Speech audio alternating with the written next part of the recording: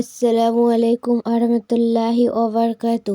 আমরা প্রতিনিয়ত সকলেই খাবার খাই, কিন্তু খাবার সামনে আসিলে শুরুতে, মাঝখানে, শেষে এবং দাওয়াতখানায় কোন দোয়া কখন কোন টাইমে পড়তে হয় সেটা আমরা বেশিরভাগ লোকই জানি না।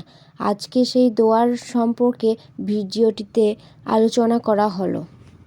খাবার সামনে আসিলে পড়বে আল্লাহুম্মা বারিক লানা ফিমা রাজাকতানা ওয়া কিনা আযাবান্নার নার। অর্থ, হে আল্লাহ, তুমি আমাদের রুজিতে বরকত দাও এবং দোজখের শাস্তি হতে বাঁচাও।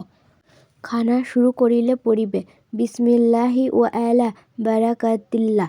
অর্থ, আল্লাহ পাকের নামে এবং আল্লাহ পাকের বরকতের ওপর আরম্ভ করিতেছি। খাবার খাওয়ার সময় প্রথম দোয়া ভুলিয়ে গেলে এটা পড়তে হবে বিসমিল্লাহি আউয়ালাহু ওয়া আখিরাহু। অর্থ, আমি প্রথমে ও শেষে আল্লাহর নামে নিলাম। খাবার খাওয়ার মাঝে মাঝে পড়তে হবে আল্লাহুম্মা লাকাল হামদু ওয়া লাকাস শুকরু। অর্থ, হে আল্লাহ, সমস্ত প্রশংসা ও শকর তোমার জন্যই।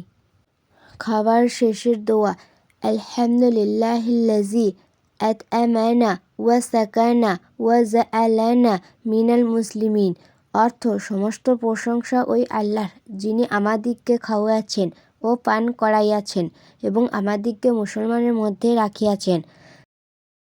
দাওয়াত বাড়ি খাওয়ার দোয়া আল্লাহুম্মা আত'ইম মান আত'আমানি ওয়াশকি মান সাকানি।